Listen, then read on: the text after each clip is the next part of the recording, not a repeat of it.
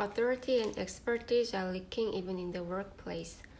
The world is witnessing the erosion of authority.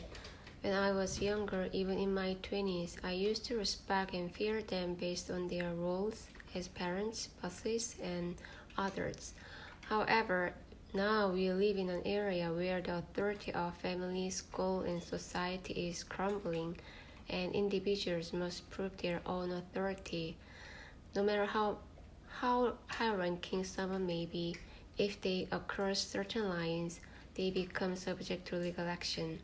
Furthermore, both technological and financial power are also declining, gradually transforming authority and power to individuals.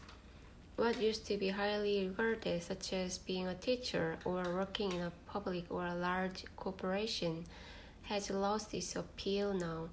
The skills that could only be learned and honed within the organization, like a public or large corporation in the past, have now been widely shared, and you can find them all on YouTube. There are no secrets anymore, and personal skills that individuals can utilize have made significant advancements, making it unnecessary for companies to maintain expensive employment and retain personnel. People within companies now feel the risk of their positions being threatened, while a new era has emerged where individuals with strong capabilities can easily demonstrate their skills by leveraging these advanced technologies. The banking system is also losing its authority with the emergence of electronic currencies and virtual assets. Bitcoin, born in the context of a global financial crisis, represents resistance against corrupt financial institutions. It is not curated by any specific authoritative organization and is titled as a P2P electronic cash system.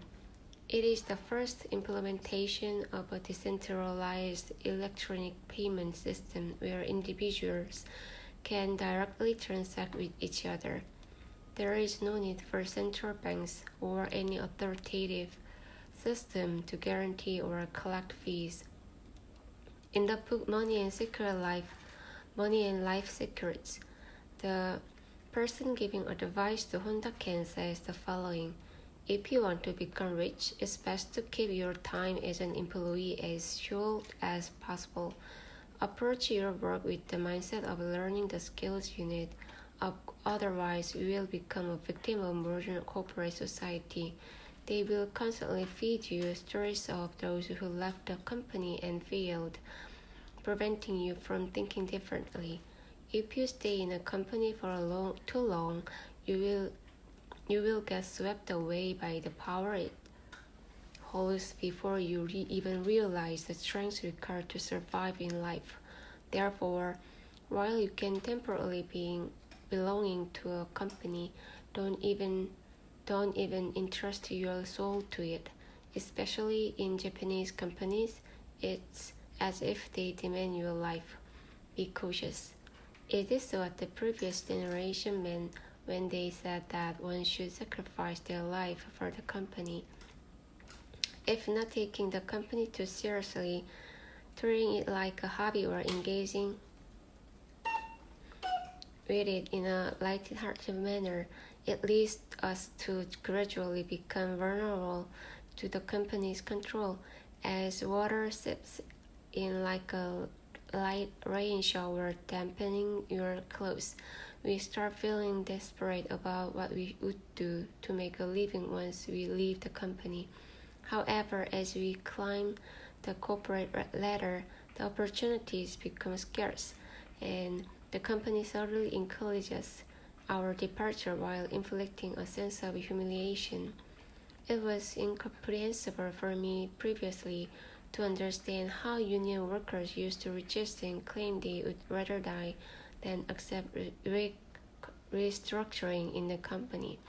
But when I was working in the company, it comes to understand that it seemed like initially teaching me that I should rely on myself to the company, but one day it suddenly tells me to find a way to survive.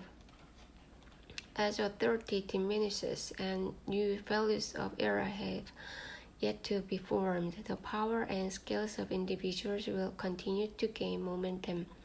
The path for liberated individuals to find happiness seems elusive in a corporate environment where power has traditionally been exerted.